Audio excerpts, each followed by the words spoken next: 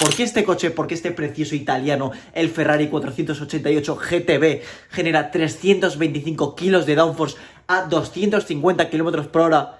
Y sin embargo, este Porsche GT3 911, que también es una preciosidad, teniendo un pedazo de alerón que te puedes sentar con toda tu familia a comer, genera a la misma velocidad menos carga aerodinámica. O sea, ¿esto por qué? O sea, ¿por qué está pasando si el Ferrari visualmente, o sea, es que no tiene nada? Pues en este vídeo lo vas a averiguar, compañero. Estamos comparando los modelos de 2015 por parte del Ferrari, el Ferrari 488 GTB, el Ferrari básico, junto al GT3 RS. Entonces te darás cuenta que realmente tendríamos que haber comparado al mismo nivel, es decir, el 488 GTB con el GT3 o el 488 GTB pista con el GT3 RS. Pero como os he dicho, vamos a contrastar estos dos para que veáis aún más el contraste que hay entre ellos, aunque técnicamente en pista no estén al mismo nivel. Y sobre todo el por qué este Ferrari tiene más carga aerodinámica a una determinada velocidad que el Porsche. La gracia de este vídeo es que veáis que no todo es poner, venga, un alerón como en mi casa, lo pongo en mi Seat Ibiza y corre más. Pues no, esto es un poco más complicado, hay que equilibrar todo, hay que saber qué elementos hacen o no funcionan. Se me da la mierda la luz. Pero realmente esta pregunta me ha servido un poco para daros la excusa para iniciaros en la aerodinámica, para comentar algunos aspectos básicos de la aerodinámica y más tarde, una vez que sepáis todos estos conocimientos, daremos solución a esta pregunta inicial. Así que no me enrollo más, vamos a darle. Primero, vamos a empezar por la pregunta más básica, los aviones. ¿Por qué vuelan los aviones, Rodolfo? Bueno, pues porque tienen alas muy bien. ¿Y porque un aparato con alas vuela? Para ello nos tenemos que ir nada más y nada menos al compa Newton. El pana Newton describió 3 leyes de la física. La primera ley, la ley de inercia. La segunda ley es la ecuación de fuerza es igual a masa por aceleración. Ya la habrás dado en bachillerato o en la ESO. Y la última es acción-reacción. ¿Cuál creéis de estas 3 que nos va a dar solución a las alas? A por qué un aparato vuela teniendo alas. Te dejo tu tiempo, que te lo pienses. Te dejo 5 segunditos para que lo pienses. Primera, segunda, tercera ley de Newton. Piensa, venga. Y la respuesta es tercera ley de Newton. Acción, reacción. La tercera ley de Newton nos explica que si nosotros ejercemos una fuerza A, por ejemplo, a una pared, esa pared va a reaccionar ejerciendo una fuerza de la misma magnitud que yo he hecho, pero de sentido contrario. Es decir, se van a cancelar. Va a ser un equilibrio de fuerzas. La clásica foto de el niño empujando la pared. ¿Y cómo trasladamos todo esto a el ala? Bien, el fluido con el que estemos trabajando, por ejemplo, vamos a poner el aire, va a chocar contra el ala y va a seguir su forma. Y la propia forma del perfil alar va a deflectar ese aire hacia abajo. Es decir, que el aire al pasar por el perfil alar lo estamos cambiando de dirección, estamos generando una fuerza. Y por lo tanto, ese ala, ese perfil alar, se va a poner a esa fuerza, generando una fuerza de la misma magnitud, pero de sentido contrario. Y esto se conoce como lift, fuerza de sustentación. Y por eso vuelan los aviones, porque se oponen a la fuerza que el propio aire hace al pasar por el perfil alar. Es decir, que se genera nada más y nada menos porque el perfil alar está cambiando de dirección el viento, el aire. Punto, ya está. O sea, no hay ni tema de presiones, ni de Bernoulli, ni de nada. Deflectamos el aire hacia abajo y por lo tanto generamos una fuerza de sentido contrario. Y ya está. Vale, amigos, ¿y qué pasa si a este perfil alar le damos la vuelta? Pues que ahora deflectamos el aire hacia arriba y por lo tanto esta fuerza, en vez de ir verticalmente hacia arriba, va verticalmente pero hacia abajo, o sea, es decir, un lift negativo. Y esto lo conocemos como nada más y nada menos que downforce, utilizado en innumerables ocasiones en la competición, por lo que ya veremos. Y bueno, si tienes alguna idea ya sabes por dónde voy. Pero amigos, ya sabéis que en la vida todo no es un camino de rosas, todo no es felicidad, y al modificar la dirección del viento vamos a tener también una resistencia aerodinámica. Y por eso veis en las imágenes que os he puesto antes que no solo está el lift, tenemos la componente de la fuerza que se va a dividir en dos, en ese lift o en ese downforce, pero también tenemos esa fuerza de arrastre que nos va a impedir el avance, nos va a costar un poquito más avanzar. Y cuanto más queramos generar lift o downforce, mayor también será esta componente de resistencia aerodinámica, lo que conocemos como drag o lo que quieras, drag, resistencia aerodinámica. Oye Jimmy, pero es que el drag me suena del primer vídeo que hiciste, efectivamente. O sea, la misma ecuación que os enseñé, que os mostré en el primer vídeo que hice sobre el Koenigsegg, sirve también para calcular tanto el drag como el lift en cualquier cosa que quieras. Eso sí, si quieres calcular, por ejemplo, el lift o el drag de un perfil alar, en vez de utilizar el área frontal, tienes que utilizar el área proyectada. Es decir, como si vieses el ala desde arriba, todo el aire que ves lo tienes que sustituir por el área frontal que utilizábamos en los coches. Y nada más, lo demás es exactamente igual. Volviendo al drag, creo que con este ejemplo lo vais a entender perfectamente. ¿Por qué creéis que los coches de Fórmula 1, al quitarse el alerón, es decir, al abrir el DRS, corren más? Jimmy, porque tienen más potencia. ¡Error! O sea, no tienen más potencia cuando bajan el alerón, sino que se lo quitan y ese componente tanto de drag como de fuerza de downforce se lo quitan y entonces corren más porque tienen menos resistencia. Es como si tú estás corriendo con un paraguas. Te lo quitas y entonces corres más porque tienes menos resistencia al avance. Al activar el DRS se están quitando esta componente de drag y también de fuerza de downforce, pero no la necesitan en las rectas. Entonces les viene genial. No es que tengan más potencia, no es que incrementen la potencia del motor, sino que tienen menos resistencia al avance. Así, volviendo a la pregunta principal, ¿cómo es posible que un coche, un pedazo de Ferrari sin alerón, sea capaz de generar más downforce que un coche que tiene un alerón como mi casa? Aquí es donde tenemos que presentar nuestros compas, el fondo plano y el difusor. Un aplauso para ellos porque nos van a ayudar bastante a resolver esta duda. El fondo plano es un elemento aerodinámico espectacular. ¿Por qué, Jimmy? Porque te ayuda a reducir el lift en caso de que lo tengas, a reducir ese arrastre, ese drag, o incluso generar downforce si le añadimos un elemento extra, que es, ¿cuál es, Jimmy? Es el difusor, ¿vale?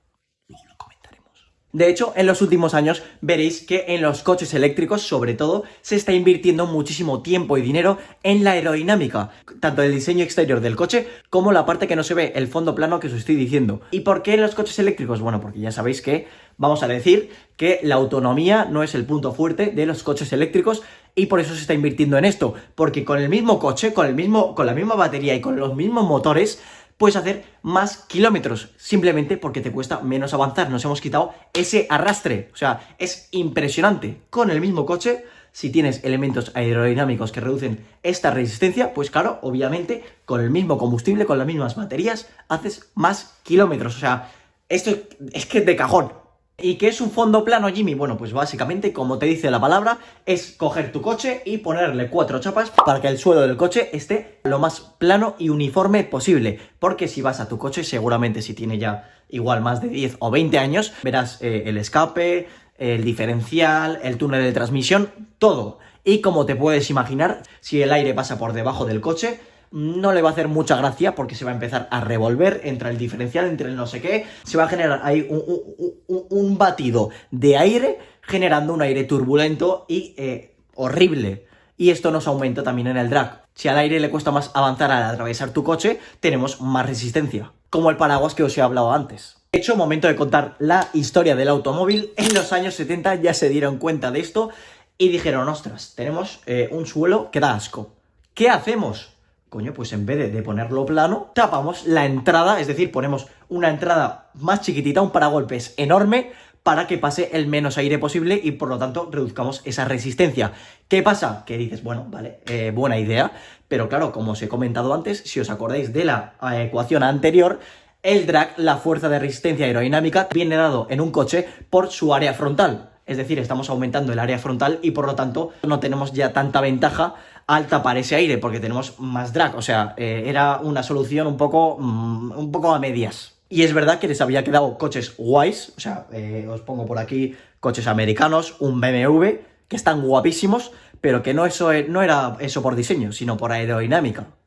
Y también es verdad que nos perdemos todos los beneficios de tener un suelo plano y un difusor, que ahora os lo explico. Una de las dos ventajas principales es utilizar este fondo plano para reducir la estela turbulenta que deja el coche al avanzar y por lo tanto reducir este drag. Y otra ventaja es crear una zona de baja presión debajo del coche, reduciendo este lift en caso de que lo tengamos, mejorando la estabilidad del coche a altas velocidades o incluso generando downforce si añadimos un difusor. Vamos a explicar estos dos puntos porque igual os habéis quedado un poco locos. Punto número 1, al hacer pasar un coche a través del aire, este fluido, este aire, va a seguir la forma del coche hasta que este se acabe. Es decir, en el momento en que se nos acaba la parte del coche, este aire se va a descolgar del coche y se van a generar ahí unas turbulencias, un aire turbulento y feo, que nos va a arrastrar el coche hacia atrás, nos va a aumentar esta resistencia aerodinámica. Os voy a poner un diagrama de velocidades donde se va a ver perfectamente esta estela que deja el coche al avanzar. Entonces, claro, si añadimos este difusor, como estáis viendo, estamos dándole un ángulo de salida al aire que pasa por debajo del coche. Y por lo tanto, esta estela la vamos a hacer más pequeñita. Y por lo tanto, este drag va a disminuir. Esta es una de las ventajas del fondo plano y el difusor. Pero claro, no sirve de nada poner un difusor como tu casa si no tienes un fondo plano. Porque sí, el aire va a atravesar tu difusor, pero vas a tener un aire turbulento porque tiene que pasar por todas las cañerías y esas cosas que tienes debajo del coche. Entonces, un difusor no tiene su efectividad si no tienes un aire limpio, y para eso sirve el fondo plano. Entonces, como veis, son elementos aerodinámicos complementarios. Si solo tienes el difusor, no tienes un flujo laminar que pase a través del difusor y por lo tanto vas a perder eficiencia. Y claro, si tienes un fondo plano y no tienes el difusor, pues entonces no vas a tener tanto efecto en la reducción de esta resistencia. Punto número 2. Puede que este sea un poco más complicado, pero voy a tratar de explicároslo de la mejor manera posible. Y para ello tenemos que ir a nuestro compa Bernoulli, a la ecuación de Bernoulli, que nos dice básicamente la ecuación de Bernoulli. Si establecemos una serie de hipótesis, de condiciones y las cumplimos, hay 20.000 condiciones, pero la que nos importa en este vídeo es que tiene que ser un flujo laminar para aplicar esta ecuación de Bernoulli. Bien, ¿qué dice la ecuación de Bernoulli? Que si aumentamos la velocidad de un fluido, va a disminuir su presión. Ya está. Y con esto podemos hacer muchas cosas. Ahora vemos. Sabiendo esto, ya podemos entender un poco más este diagrama de velocidades. Las zonas rojas son las zonas de alta velocidad, por lo tanto son las zonas de baja presión. Y las zonas verdes o azules son de baja velocidad, por lo tanto alta presión. Aquí no hay nada raro. Oye, pero es que la estela entonces, al ser azul, tiene menos velocidad y por lo tanto hay muchísima presión. Nos está presionando el coche hacia adelante. ¡No! Porque os he dicho que una de las condiciones para aplicar Bernoulli es flujo laminar. Y como os he dicho, esta estela es aire turbulento, aire que está por ahí flotando, o sea, generando vórtices. Y no podemos aplicar aquí, en esta zona, Bernoulli, porque no es un flujo laminar. Vale, bien, ahora el tema del lift y el downforce en un coche. Esto es también muy sencillo. Cualquier vehículo convencional, en ciertas circunstancias, a una cierta velocidad, a una cierta dirección del viento, bajo unas condiciones, va a generar una fuerza resultante. Y esta puede ser positiva, generando lift, o negativa, generando downforce. Vale, hasta aquí perfecto. ¿Vale? ¿Y cómo calculamos esto? Pues bien, midiendo las presiones bajo esas condiciones en todo el área del coche, en la parte superior del coche y en la parte inferior del coche. De manera que si esto en valores absolutos, la presión encima del coche es mayor que la de abajo, obviamente va a haber una fuerza que tire el coche hacia arriba. Vamos a tener un lift. Pero si tenemos el caso contrario, en el que la presión es mayor abajo que arriba, vamos a plantar el coche en el suelo y por lo tanto vamos a tener downforce. Así de simple. Y para que lo entendáis bien, os estoy poniendo unos ejemplos aquí, que estas presiones que estáis viendo están medidas en pascales.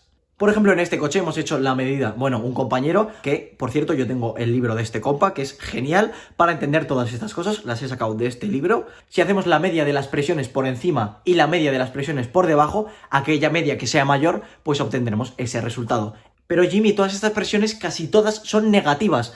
Vale, para entenderlo bien, imaginaos que tenemos dos aspiradoras, una debajo del coche y otra encima del coche. La aspiradora que haga más succión se llevará el premio, generaremos lift o downforce. Entonces, si hacemos la media de las presiones por encima y la media de las presiones por debajo, la presión en el fondo plano es más baja que la parte superior que succiona el coche hacia arriba y por lo tanto este coche genera downforce. Y al contrario generaremos lift en el coche, o sea, es que esto es que es una división y una suma. Uy, a ver. Entonces, si aumentamos la velocidad del aire por debajo del coche, generaremos una zona de baja presión. Y entonces esto nos va a ayudar a todas estas cosas que os he comentado. Nos puede reducir el lift en caso de que lo tengamos, aumentando la estabilidad a altas velocidades, porque ya sabéis que este lift aumenta con la velocidad. Entonces, si contrarrestamos este lift con un suelo plano, podemos tener más estabilidad, porque tenemos menos fuerza de sustentación en el coche. O si somos muy locos y nos pasamos de succión, podemos generar downforce, perfecto para las carreras, para tener un paso de curva muchísimo mayor porque tienes más grip, hay más kilos pesando en el coche, en las ruedas. Entonces yo creo que con todo este repasito de aerodinámica te puedes hacer una idea de cuál era la solución a la pregunta inicial. ¿Por qué el Ferrari, sin tener apenas un pequeñito alerón, genera más carga aerodinámica que el Porsche?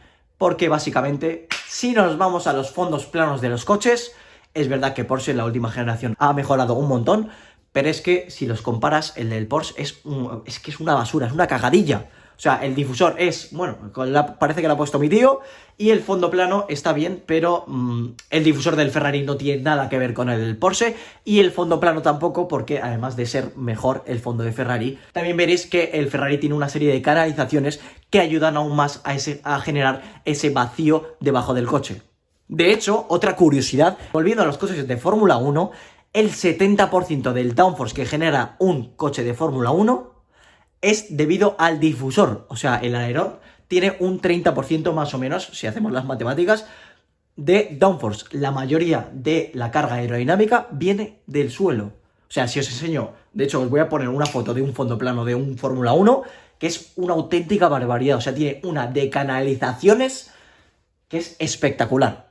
También os voy a poner la comparación del GT3 RS que he puesto anteriormente, que creo que es la generación 991, junto con el fondo plano de la generación 992, la nueva, que obviamente no tiene nada que ver, y por lo tanto las cargas aerodinámicas son completamente diferentes.